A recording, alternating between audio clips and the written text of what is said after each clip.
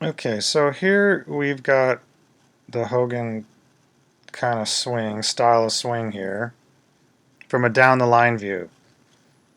So I think, again, what is the Hogan swing? Well, to me, it's the way he moved the shaft, the club head, and the club face.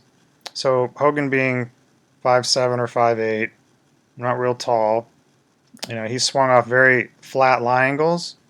You know, people are guessing down in the 6-degree flat to 8-degree flat. So I'm 6 feet tall, and as a player, I play 6 degrees flat.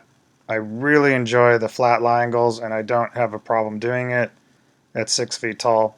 However, I've got to apply a little more knee flex to get down into that 6-degree flat, or more. So kind of like a tree in the wind, the top of the tree is going to be moving around in the wind a little bit more than if you come down a few branches. It's not going to be moving around quite as much. So not necessarily a big advantage for a taller player, but it's the reality of the situation. With the knees a little more flexed, it's going to limit the hip rotation slightly and the straightening of the knees and that sort of thing. So it's just a way that you can access this kind of strike through the ball. As a taller player, you're going to have to flex your knees a little bit more. So there's a little bit difference there. Uh, the head is not the center of the swing, but you're going to see the head move down a little bit more, and it's going to come up a little bit more as a taller player, just like like I said, top of a tree moving around in the wind. Okay, that's just the way it is. That being said, it doesn't mean that you can't really rotate well through it and do what needs to be done, because the ball only cares about what the shaft is doing, the angle that it's coming in, what the club head is doing, where it's coming in relative to vertical or horizontal to the ground, and it cares about the club face and what it's doing. So that being said, we've really got to reverse engineer it back to the gear. Hogan swung very flat, heavy, stiff shafts with no offset, all by design, all for great reason and intention. So if you really want to get into the conversation of this, hitting the ball like Ben Hogan and understanding what that swing kind of entails, you have to get into that kind of gear. You can't do it with lightweight gear. You just can't. The lightweight gear, you're going to accelerate too quick from the top, and you're going to lose shaft flex, and the game's over. You're out of the conversation. It's no longer Hogan. You got to hold shaft flex. So the key to holding shaft flex is delaying the acceleration. So what does a heavier club do? It's harder to accelerate. So at transition, you got a heavy thing. You're tugging on that thing, trying to move that thing. It's slow to get going, but once it gets going, it's a whole lot easier to keep stress on that shaft and on that pressuring that club head through the strike with heavier gear. Heavier gear is going to bring more mass into the golf ball, and you don't actually have to swing at the same velocity. You can swing a little lower velocity and have more mass in the club. This is good science. Any scientist will tell you that mass is in the equation, whether it's force, F equals ma, force, mass times acceleration, or momentum, P equals mv. So that's just common science physics stuff that a lot of the modern people in the scientific community seem to be overlooking. They seem to be overlooking the mass in the equation. And we know that from the TrackMan machines and that sort of thing. There's not even an algorithm to even put in to the equation for the mass. They're analyzing the ball, the ball spin rate and the axis that it's on, and no concern for the mass. They're assuming that if the ball is doing this, then the club is doing this or whatever. So until they invent a machine that includes the mass of the club, all bets are off. So club head velocity and that sort of thing. It doesn't matter. It doesn't mean anything unless you know the mass. So what's going to tell you about Hogan is the ball flight. Now, legend has it, people that saw Hogan play in person, compared with other players, I said that the ball sounded different. Well, it would sound different if it was hit with a club that was more massive and was accelerating. So, again, to get properly into this conversation, I'll say it again, you got to have the club set up correctly. Flat, stiff shafts, no offset, heavier heads. So, given that we've got the gear in place here, I'm swinging a 15 ounce persimmon driver at 48 degrees lie angle, and it really helps. You have to use the bigger muscles in the body to swing something heavier. So that's kind of a given. If I handed somebody a sledgehammer as compared with just a small little pin hammer, you're going to use different muscles to pick that thing up and to move it around. So we're talking about a heavier club here. So that heavier club, there is a bit of assistance in the transition. It is going to help to try and flatten the shaft out a little bit. It's not going to do all of it. There's a very specific move that's going on here at the transition of the flattening of the shaft. The Hogan transition move. It's quite different than other ways of doing it. And it's not a natural move. It's not going to just happen. If it were to happen, we'd walk up and down the driving ranges anywhere and you'd see everybody swinging like this. But that's not the case. So there's a specific technique that needs to be applied here. And a little too complicated for me to really go over that here. But it can be done. It can be taught. I figured it out. Figured out how to teach it to people if they want to learn this. And it's a fantastic way of hitting the golf ball. It really is. I'll say this is not my golf swing. I'm kind of trying to work inside these pressures and feelings and sensations and describe what's going on to the best of my abilities.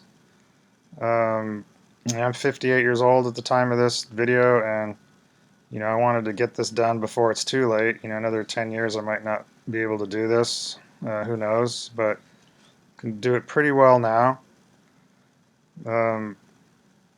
I'd say working on this stuff is beneficial to my swing. My regular swing. I have a good golf swing. All of this stuff is just makes my own swing, a little better. I'd probably have to really grind balls and hit 300 or 500 shots a day for a couple years, and see if my body would take it at my age. Kind of like an old dog learning new tricks. Some of it takes, but by having a good understanding of it, I can, apply this and demonstrate it, I think, pretty well. So given that the club shaft is, that's what the club shaft, the club head, and the club face, that's the Hogan swing. What is the shaft doing? What's the club head doing?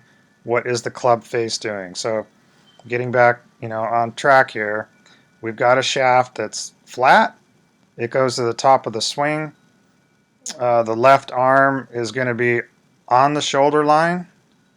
It's not going to be above the shoulder line. Hogan swung quick, so he didn't have time to do a lot of plane shifting. In other words, he couldn't go upright and then get it down on a flat plane through the belt out of the right hip pocket. Couldn't do that swinging real fast.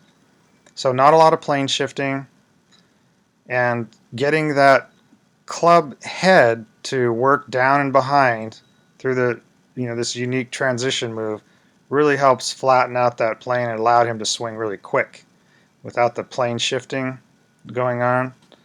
Getting that left arm on the shoulder line. If that left arm's on the shoulder line, you can get a little over the top with it, and it's not going to pull the ball much because the arm is on the shoulder. But if you get that arm up above the shoulder and you start turning level, then you can come over the top and you start moving that left vector of possibility to the left, which we don't really want to do on the golf course. So again, I think this is all by design. Really, really beautiful. So Hogan's head from the caddy view, as we've seen, comes diagonal, moves down and towards the target diagonally. A taller player, it's going to just do that more, and it's going to come up and move out quicker than if you're a shorter player. So I'm 6 foot. I can't make myself 5'8", but I can swing 6 degrees flat, and I'm just going to have a little bit more of the top of the tree moving around. But I don't have trouble hitting it solid, so that's all good. I want to get into that flat lie angle area. So this transition is really key. So we've got this big shoulder turn, which you can't really see from this view, but it's there.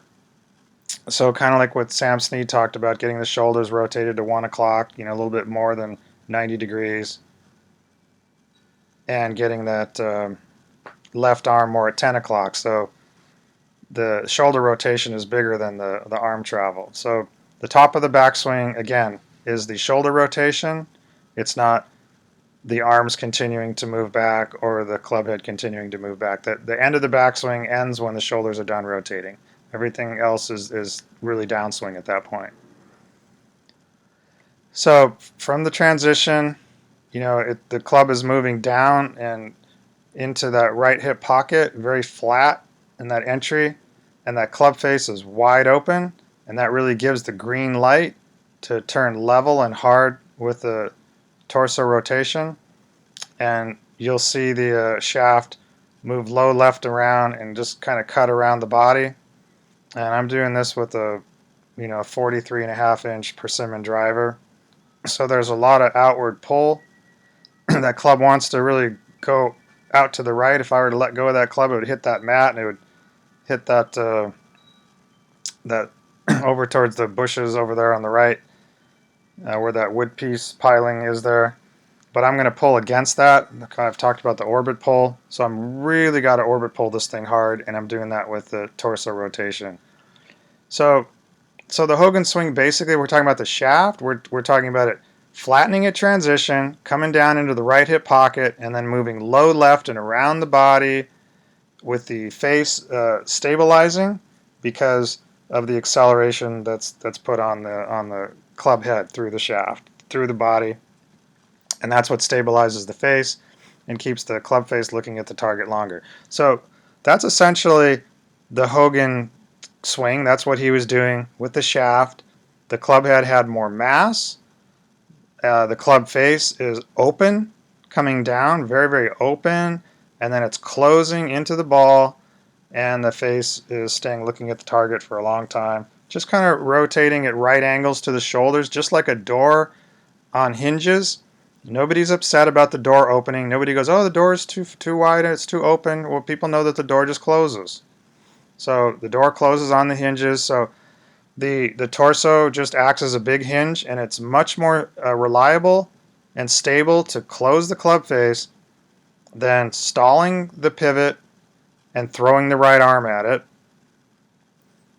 Very unpredictable, or trying to roll the wrists over, any of that kind of thing to close the club face, which is what typically people have to do. In fact, Hogan himself, as he got older, and you'll see in the the commercials that he shot in the late 70s, early 80s, when he was getting up in his 60s, 70s, he was getting a little throwy with the right arm also then, because he just wasn't turning his torso as aggressively, through aging. It happens to all of us. But I can still turn pretty good here, so I'm getting it closed up. But it's a lot of work, and you got to be really strong, quick, and aggressive to do it. But it can be done, and it's the best way to hit a golf ball. So you're taking a big moving part out of the swing. That's the straightening of the right arm through the strike. So from the parallel before impact to the parallel after impact, we've got kind of a frozen right elbow feeling, and we just take that out where we would maybe try and close the face with the straightening of the elbow or add a little extra power there. You're zeroing that out and substituting that for torso rotation. But in return, you get a stabilized club face going through the strike that's just going to sit there and be like a machine hitting the golf ball. Straight every time. Boom, boom, boom, boom. So that's happening through the torso rotation, through the strike. Of course, the wrists have to uncock as they come into the strike, but you'll see that there's an angle between the left arm and the club shaft that stays retained through the strike. So as we're moving down from the parallel before impact to the parallel after impact, that angle just remains. So again, less moving parts, very repeatable, very reliable. And this is the kind of thing that'll just help in any golf swing. Assuming that you get that thing slotted and you get that coming out of the right hip pocket, we're working over to the left hip pocket. And that's really the core of what Hogan was doing. It's actually quite a simple swing. It's a little more complicated to learn because the pressures in the body, there's a lot of stuff going on in the feet, the cohesive body tension spots in the inner legs and the abdominal cavity, the upper arms, and into the hands. And those areas need to be doing the right things and maintaining pressure and acceleration on the golf club. So the transition, again, as it's being slotted, we're seeing the knees are going to flex. I've got to flex a little bit more than Hogan did. Hogan would keep his right leg a little bit straighter, longer, but he was a little shorter, so he could flex more into the left knee. I've got to come down a little bit in both knees as the weight's transferring from the right foot over to the left foot through transition. But that's what he was doing. The people that are just posting up on the left leg and saying you didn't transfer the weight to the right, it's just not true. It's bad instruction. It's not what Hogan was doing. Hogan had his weight over on the right foot at the transition. He had a very quick backswing. The weight went to the right foot. He could easily have picked his left foot off the ground at the finish of his backswing in transition. And you can see that there's not from the front view. You can see there's not a big swing of the left knee heading towards the target right away. So it's that's not what was happening. So really, again, it's all about holding shaft flex here. It's delaying the rotation of the torso. So here you can see the shoulders are staying very closed on the downswing. That helps slot the club and get it down into the right hip pocket with the transition move. Very critical to this, and with the open club face, and then it gives the green light for things to really pick up and accelerate.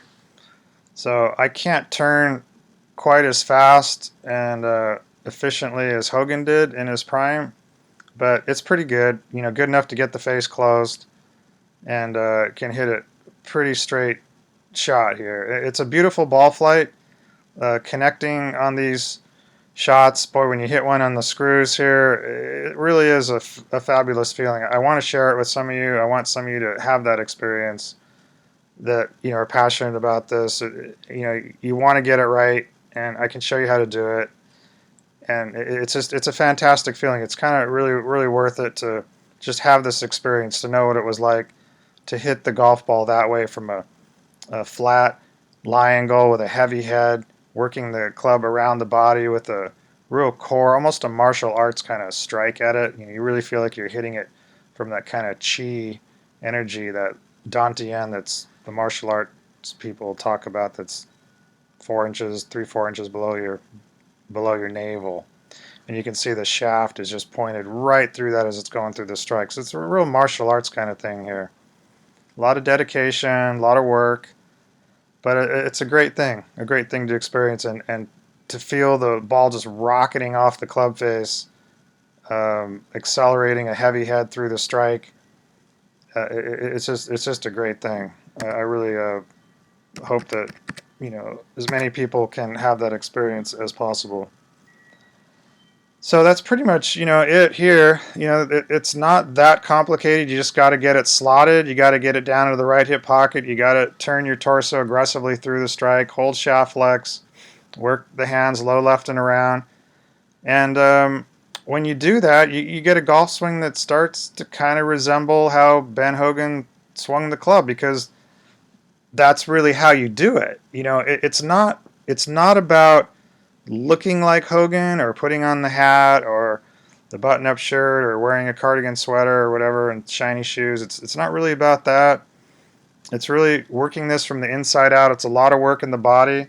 You get the clubs right. You get the flat, heavy, stiff shafts, no offset. I'll talk more about the offset thing. I don't want to get into that here, but just basically, the more offset you have, the more the delay of the closure of the face, and that's helps the over the top swings. But if you're coming down in here from the right hip pocket, you don't want offset because then you've got to start flicking your hands at it, throwing right arm at it, or over opening up too early.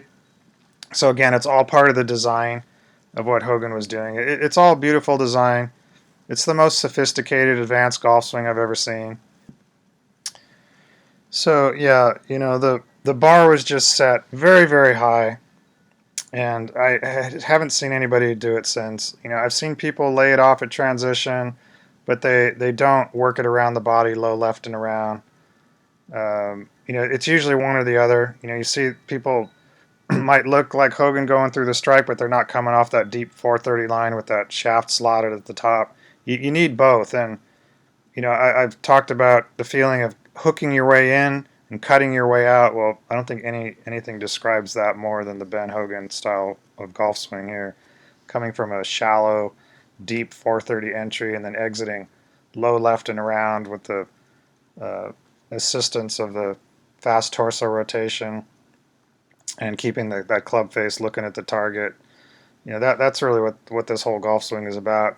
It makes a lot of sense. It's very beautifully engineered, like I said, and I just don't think that there's a better way to hit a golf ball than this. It's common sense. It makes sense. It's applying all the right physics and geometry, and what we've got to do is just try and acclimate our body and our clubs to get into this kind of action, and it's something that we can do. I don't think anyone should give up on it. There's a lot of misunderstanding because people are looking at two-dimensional images on computer screens and phones and magazines and books. But this is a three-dimensional thing happening out in the real world, and the pressures in the body are very real, very hard to describe those kind of things going on in the body unless you're really inside the swing. And that's what I'm trying to do, is get inside here. Again, this isn't my golf swing. It's just a study of what Hogan, was doing. So you got to kind of get in there and get into this stuff and get into these kind of inner dynamics and flat lie angles and heavy heads and all this stuff to really have a proper understanding of it. I mean, I certainly do as a teacher. If I'm going to teach this stuff to people, I better be able to demonstrate it, with a reasonable degree of competency, which I think I'm doing here. Everything's not perfect, but nothing's going to be perfect. If I can get 90% of the way there, I'm going to be pretty happy with that. The ball flight is just stunning. It's fantastic. It sounds different. It's really great, and I hope I can get more of this integrated into my own swing over the course of time. We'll see about that. So anyway, I think that's it for this down the line look. I know I've probably repeated myself off some of the other views, but you can see things from this angle that you can't really see from other angles, and again, the internal pressures in the feet and the knees and the abdominal cavity and the shoulders and all that stuff. That's what's going on. There's a lot of pressure, a lot of activity going on, and that is really about trying to pursue this legendary kind of action that I don't want this knowledge to be just lost upon the next generations. I think, like I said, I'm going to throw my hat in the ring here and give my take, and people may like it or not, but I think it's pretty close and pretty accurate. So we will see you soon in another installment, and I hope to have a teaching program out on this stuff, and my goal is to have it done January of 2023. So please visit us on the Advanced Ball Striking forum. That's forum.advancedballstriking.com, and there'll be continued conversation about these things over there, and of course there'll be people watching this here. So hope to see you soon, and hope you enjoyed this and learned something from it, and look forward to hopefully hearing about your progress.